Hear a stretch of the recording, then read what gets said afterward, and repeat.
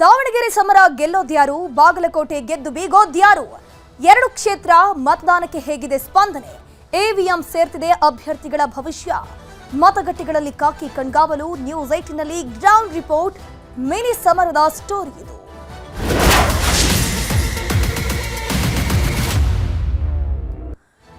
ದಾವಣಗೆರೆ ದಕ್ಷಿಣ ಹಾಗೂ ಬಾಗಲಕೋಟೆಯಲ್ಲಿ ಬಿರುಸಿನ ಮತದಾನ ನಡೀತಾ ಇದೆ. 2 ಕ್ಷೇತ್ರಗಳಲ್ಲಿ ಮತಯಂತ್ರ ಸೇರ್ತಿವೆ ಅಭ್ಯರ್ಥಿಗಳ ಭವಿಷ್ಯ. ಬಿಸಿಲಿನ ಮಧ್ಯೆಯೂ ಕೂಡ ಬಿರುಸಿನ ಮತದಾನ ವೋಟಿಂಗ್ ನಡೀತಾ ಇದೆ. 2 ಕ್ಷೇತ್ರದಲ್ಲೂ ಕೂಡ ಮತಯಂತ್ರ ಸೇರ್ತಾ ಇದೆ ಅಭ್ಯರ್ಥಿಗಳ ಭವಿಷ್ಯ. ಹಾಗಾದ್ರೆ ಯಾರು ಗೆಲ್ಲಬಹುದು ಅನ್ನುವಂಥದ್ದಕ್ಕೆ ಕೆಲವೇ ದಿನಗಳಲ್ಲಿ ಉತ್ತರ ಸಿಗಲಿದೆ. ಮತದಾರರು ತಮ್ಮ ಹಕ್ಕನ್ನು ಚಲಾಯಿಸ್ತಾ ಇದ್ದಾರೆ. ಬೂತ್ಗಳಿಗೆ ಹೋಗಿ ಪರಿಶೀಲನೆ ಮಾಡ್ತಾ ಇದ್ದಾರೆ ಅಭ್ಯರ್ಥಿಗಳು. ಮೇ 4ಕ್ಕೆ 2 ಕ್ಷೇತ್ರದ ಬೈ ಎಲೆಕ್ಷನ್ನ ಫಲಿತಾಂಶ ಹೊರಬೀಳಲಿದೆ. ಬಾಗಲಕೋಟೆಯಲ್ಲಿ ಮಧ್ಯಾಹ್ನ 1 ಗಂಟೆ ವೇಳೆಗೆ 43.5% ಮತದಾನ ವೋಟಿಂಗ್ ಆಗಿರುವುದು. ದಾವಣಗೆರೆ ದಕ್ಷಿಣದಲ್ಲಿ ಮಧ್ಯಾಹ್ನ 3 ಗಂಟೆ ವೇಳೆಗೆ 45.98% ಮತದಾನ ಆಗಿದೆ. ಅಂದರೆ ಮಧ್ಯಾಹ್ನ 3 ಗಂಟೆ ಸಂದರ್ಭದಲ್ಲೂ ಕೂಡ 50% ಕೂಡ 2 ಕ್ಷೇತ್ರದಲ್ಲಿ ಆಗಿಲ್ಲ ಮತದಾನ. ಇನ್ನೂ ಕೂಡ ಟೈಮ್ ಇದೆ. ಬಾಗಲಕೋಟೆಯಲ್ಲಿ ಹಕ್ಕು ಚಲಾಯಿಸಿದ್ದಾರೆ ಕೈ ಅಭ್ಯರ್ಥಿ ಉಮೇಶ್ ಮೇಟಿ, ಬಿಜೆಪಿ ಅಭ್ಯರ್ಥಿ ವೀರಣ್ಣ ಚರಂತಿಮಠ್ ಇಬ್ಬರೂ ಕೂಡ ಮತ ಚಲಾವಣೆಯನ್ನ ಮಾಡಿದ್ದಾರೆ. ಸ್ಕ್ರೀನಲ್ಲಿ ನೋಡ್ತಾ ಇರಬಹುದು ಯಾವ ರೀತಿ ಮತದಾನ ನಡೀತಾ ಇದೆ ಅಂತ. ಮತಗಟ್ಟೆ ಸಂಖ್ಯೆ 166ರಲ್ಲಿ ವೀರಣ್ಣ ಚರಂತಿಮಠ ಮತದಾನ ನಡೆಸಿದ್ದಾರೆ. ಎಲ್ಲರೂ ಕೂಡ ವೃದ್ಧರು ಕೂಡ ಬಂದ್ಬಿಟ್ಟು ತಮ್ಮ ಹಕ್ಕನ್ನು ಚಲಾವಣೆ ಮಾಡ್ತಾ ಇದ್ದಾರೆ.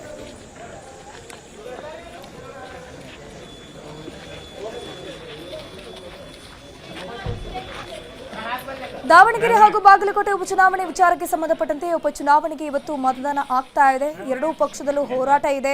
ನಮ್ಮ ಮೈತ್ರಿ ಅಭ್ಯರ್ಥಿ ಗೆಲ್ಲುವ ವಿಶ್ವಾಸ ಇದೆ ಅಂತ HD ಕುಮಾರಸ್ವಾಮಿ ಹೇಳಿಕೆಯನ್ನು ಕೊಟ್ಟಿದ್ದಾರೆ.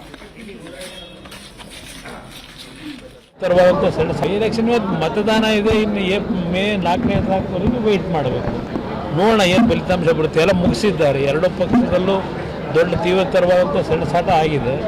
ನೋಡೋಣ, 2 ಪಕ್ಷದಲ್ಲೂ ಗೆಲ್ತೀವಿ ಅಂತಕ್ಕಂಥ ವಿಶ್ವಾಸ ಇದೆ ನಮಗೆ. ನಮ್ಮ ಅಭ್ಯರ್ಥಿ ಉಪಚುನಾವಣೆಯಲ್ಲಿ 2 ಕ್ಷೇತ್ರಗಳಲ್ಲಿ ಕಾಂಗ್ರೆಸ್ ಗೆಲ್ಲುವುದು ಖಚಿತ. 2 ಕ್ಷೇತ್ರಗಳಲ್ಲಿ ನಾವು ಬಹಳ ದೊಡ್ಡ ಅಂತರದಲ್ಲಿ ಜಯ ಕಾಣ್ತೀವಿ ಹೀಗಂತ ಕಲಬುರಗಿಯಲ್ಲಿ ಸಚಿವ ಪ್ರಿಯಾಂಕ್ ಖರ್ಗೆ ಹೇಳಿಕೆಯನ್ನು ಕೊಟ್ಟಿದ್ದಾರೆ. ಸಾಮಾಜಿಕ ಆರ್ಥಿಕ ಸಬಲೀಕರಣ ಕಾರ್ಯಕ್ರಮಗಳಾದ ಗ್ಯಾರಂಟಿ ಯೋಜನೆಗಳಿಗೆ ನಮಗೆ ಇದು ಶ್ರೀರಕ್ಷೆಯಾಗಲಿವೆ ಅನ್ನುವ ಭರವಸೆ ಇದೆ ಅಂತ ಹೇಳಿಕೊಂಡು ಪ್ರಿಯಾಂಕ್ ಖರ್ಗೆ ಹೇಳಿಕೆಯನ್ನು ಕೊಟ್ಟಿರೋದು. ಉಪಚುನಾವಣೆಯಲ್ಲಿ ನಮಗೆ 2 ಕಡೆ Bagalkote as well as Davanagere ಬಹಳ ದೊಡ್ಡ ಮಟ್ಟದ ದೊಡ್ಡ ಅಂತರದಲ್ಲಿ ಜಯವನ್ನು ನಾವು ಕಾಣ್ತೀವಿ. ನಮ್ಮ ಸಾಮಾಜಿಕ ಹಾಗೂ ಆರ್ಥಿಕ ಸಬಲೀಕರಣದ ಕಾರ್ಯಕ್ರಮಗಳಾದಂಥ ಗ್ಯಾರಂಟಿ ಯೋಜನೆ ಮತ್ತೊಮ್ಮೆ ನಮಗೆ ಕೈ ಹಿಡಿಯುತ್ತೆ ಅಂತ ನಮ್ದು ಸಂಪೂರ್ಣವಾದಂಥ ಭರವಸೆ ಇದೆ. ಶಾಮನೂರು ಶಿವಶಂಕರಪ್ಪ ಸಾಹೇಬರ ಸೇವೆಗೆ ಜನರು ಸಮರ್ಥಿಗೆ ಆಶೀರ್ವಾದ ಮಾಡ್ತಾರಂತನೂ ಕೂಡ ನನಗೆ ಸಂಪೂರ್ಣ ನಂಬಿಕೆ ಇದೆ. ದ್ವಿತೀಯ PUC ಫಲಿತಾಂಶ ಪ್ರಕಟ ಆಗಿದೆ. ಈ ಬಾರಿ 100ರಲ್ಲಿ 86 ವಿದ್ಯಾರ್ಥಿಗಳು 86% ವಿದ್ಯಾರ್ಥಿಗಳು ಪಾಸ್ ಆಗಿದ್ದಾರೆ. ಕಳೆದ ವರ್ಷಕ್ಕಿಂತ ಈ ಬಾರಿ 13% ಫಲಿತಾಂಶ ಹೆಚ್ಚಳವಾಗಿದೆ. ಒಂದೊಳ್ಳೆ ಬೆಳವಣಿಗೆ ಅಂತಾನೆ ಹೇಳಬಹುದು. ಈ ಬಾರಿ ಪಾಸ್ಗೆ ಕನಿಷ್ಠ ಅಂಕ 33% ನಿಗದಿ ಆಗಿತ್ತು. ಸೊ ಈಗ ಫಲಿತಾಂಶ ಪ್ರಕಟ ಆಗಿದೆ. ಎಲ್ಲರೂ ಕೂಡ ದ್ವಿತೀಯ PUC ವಿದ್ಯಾರ್ಥಿಗಳನ್ನಿದ್ದಾರೆ ಪರೀಕ್ಷೆ ಬರೆದು ಈ ದಿನಕ್ಕೋಸ್ಕರನೇ ಕಾದುಕೊಳ್ತಿದ್ರು. ಒಂದಷ್ಟು ಕಡೆ ಸೆಲೆಬ್ರೇಷನ್ ಆಗ್ತಿದೆ.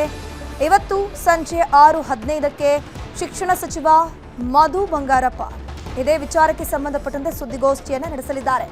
ಈ ಬಾರಿ 86%ನಷ್ಟು ವಿದ್ಯಾರ್ಥಿಗಳು ಪಾಸ್ ಆಗಿದ್ದಾರೆ 100%ನಲ್ಲಿ. ಕಳೆದ ವರ್ಷಕ್ಕೆ ಕಂಪೇರ್ ಮಾಡ್ತಾ ಹೋಗೋದಾದ್ರೆ ಬರೋಬ್ಬರಿ 13%ನಷ್ಟು ವಿದ್ಯಾರ್ಥಿಗಳ ಪಾಸಿಂಗ್ ಪರ್ಸೆಂಟೇಜ್ ಏರಿಕೆ ಆಗಿರೋದು ಒಂದೊಳ್ಳೆ ಬೆಳವಣಿಗೆ. ಶಿಕ್ಷಣ ಇಲಾಖೆ ಕೂಡ ಅವಿರತ ಶ್ರಮವನ್ನು ವಹಿಸಿತ್ತು. ಮಕ್ಕಳಿಗೆ ಒಂದೊಳ್ಳೆ ವಿದ್ಯಾಭ್ಯಾಸವನ್ನು ಕೊಡುವಂತಹ ನಿಟ್ಟಿನಲ್ಲಿ ಒಂದಷ್ಟು ಯೋಜನೆಗಳನ್ನು ಒಂದಷ್ಟು ಪ್ಲಾನ್ಗಳನ್ನು ಕೂಡ ರೂಪಿಸಿತ್ತು. ಈಗ ದ್ವಿತೀಯ PUC ಫಲಿತಾಂಶ ಪ್ರಕಟ ಆಗಿದೆ. ಕೊಟ್ಟೂರಿನ ಇಬ್ಬರು ವಿದ್ಯಾರ್ಥಿಗಳು ಟಾಪರ್ಸ್ ಆಗಿದ್ದಾರೆ. ಕೊಟ್ಟೂರಿನ ಇಂದು ಪಿಯು ಕಾಲೇಜ್ನ ವಾಣಿಜ್ಯ ವಿಭಾಗದಲ್ಲಿದ್ದಂತಹ ವಿದ್ಯಾರ್ಥಿಗಳು ಟಾಪರ್ ಆಗಿರುವಂಥದ್ದು.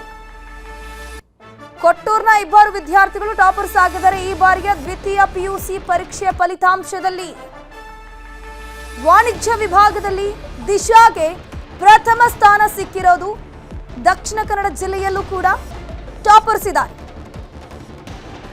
ಇದ್ರ ಬಗ್ಗೆ ಹೆಚ್ಚಿನ ಮಾಹಿತಿ ನೀಡ್ತಾ ಹೋಗ್ತಾರೆ ನಮ್ಮ ಪ್ರತಿನಿಧಿ ಪ್ರಗತಿ ಶೆಟ್ಟಿ ದೂರವಾಣಿ ಸಂಪರ್ಕದಲ್ಲಿ ಜಾಯಿನ್ ಆಗಿದ್ದಾರೆ. ಪ್ರಗತಿ ಶೆಟ್ಟಿ, ಇವತ್ತು ದ್ವಿತೀಯ ಪಿಯುಸಿ ಪರೀಕ್ಷೆಯ ಫಲಿತಾಂಶ ಪ್ರಕಟ ಆಗಿದೆ. ಟಾಪರ್ಸ್ ಯಾರ್ಯಾರು, ಯಾವ ಡಿಸ್ಟ್ರಿಕ್ಟ್ ನಲ್ಲಿ ಹೈಯೆಸ್ಟ್ ಒಂದು ಮಾರ್ಕ್ಸ್ ಸಿಕ್ಕಿರೋದು?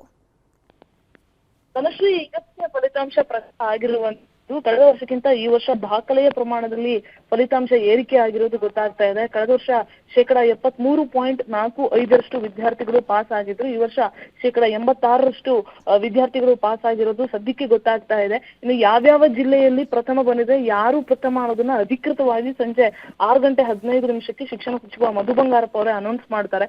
ಸದ್ಯಕ್ಕೆ ಆಸ್ ಆಫ್ ನೌ ಸಿಕ್ಕಿರುವಂತಹ ಇನ್ಫಾರ್ಮೇಶನ್ ಪ್ರಕಾರ 86% ವಿದ್ಯಾರ್ಥಿಗಳು ಪಾಸ್ ಆಗಿದ್ದಾರೆ ಅನ್ನುವಂಥದ್ದು ಗೊತ್ತಾಗ್ತಾ ಇದೆ. ಈ ಹಿಂದೆಯೂ ಕೂಡ 75% ಇವರಿಗೆ ಟಾರ್ಗೆಟ್ ಅನ್ನು ಕೊಡಲಾಗಿತ್ತು. ಪಾಸ್ ಆಗ್ಬೇಕು ಮಕ್ಕಳು ಅನ್ನುವಂತಹ ಟಾರ್ಗೆಟ್ ಅನ್ನು ಕೊಡಲಾಗಿತ್ತು. ಸೊ ಕಳೆದ 2 ವರ್ಷದಿಂದಲೂ ಕೂಡ ಗಣನೀಯವಾಗಿ ಫಲಿತಾಂಶ ಕುಸಿತ ಆಗ್ತಾ ಇತ್ತು. ಬಟ್ ಈ ವರ್ಷ ಕಂಪೇರ್ ಮಾಡಿದ್ರೆ ಗಣನೀಯವಾಗಿ ಫಲಿತಾಂಶ ಏರಿಕೆ ಆಗಿರೋದು ಗೊತ್ತಾಗ್ತಾ ಇದೆ. ಲಾಸ್ಟ್ ಇಯರ್ 73.45 ಇತ್ತು, ಈಗ 86 ಅಂತ ಹೇಳಿದ್ರೆ ಇದು ತುಂಬಾ ಒಳ್ಳೆ ಫಲಿತಾಂಶ ಅನ್ನುವಂತಹ ಅಭಿಪ್ರಾಯ ಕೂಡ ಎಲ್ಲ ಕಡೆ ವ್ಯಕ್ತ ಆಗ್ತಾ ಇರುವಂತದ್ದು. ಧನಶ್ರೀ, ಥ್ಯಾಂಕ್ ಯು ಪ್ರಗತಿ ಶೆಟ್ಟಿ, ತಮ್ಮೆಲ್ಲ ಮಾಹಿತಿಗಾಗಿ.